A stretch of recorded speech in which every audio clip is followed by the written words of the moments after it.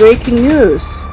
Ang US Indo-Pacific Command ay nag-aalok ng mas maraming mataas na antas na pakikipag-ugnayan sa Armed Forces of the Philippines, AFP Manila. Ang United States Indo-Pacific Command or US Indo-PACOM ay nagpahayag ng pangako na magkaroon ng mas maraming mataas na antas na pakikipag-ugnayan at pagsasanay kasama ang Armed Forces of the Philippines, AFP. Bilang bahagi ng pagsusumikap na tiyakin na mananatiling malaya at bukas ang rehiyon. Ang commander ng US Indo-PACOM, Admiral John Aquilino, ay nagbigay ng pangako na ito sa kanyang pagpupulong kay AFP Chief General Romeo Browner Jr. sa Camp Aguinaldo, Quezon City noong Martes, kung saan binusisi nila ang iba't ibang aktibidad at pagsasanay na naglalayong palakasin ang interoperabilidad sa pagitan ng dalawang sandatahang lakas.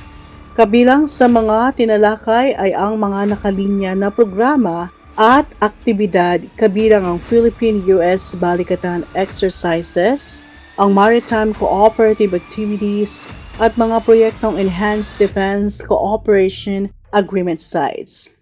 Sabi ni AFP Public Affairs Office Chief Cole Cerces Trinidad sa isang pahayag noong Martes ng gabi.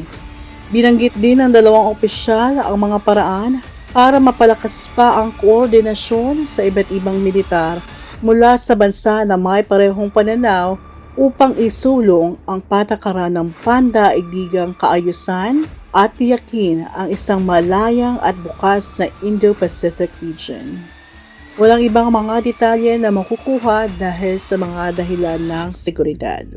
Ang kanilang pagpupulong ay nagpapakita ng pangako ng AFP sa kanilang kaalyadong bansa na tiyakin ang mataas na antas ng koordinasyon at patuloy na pagpapatupad ng mga programa na layuning mapalakas ang interoperabilidad sa pagitan ng dalawang sandatahang lakas, dagdag ni Trinidad.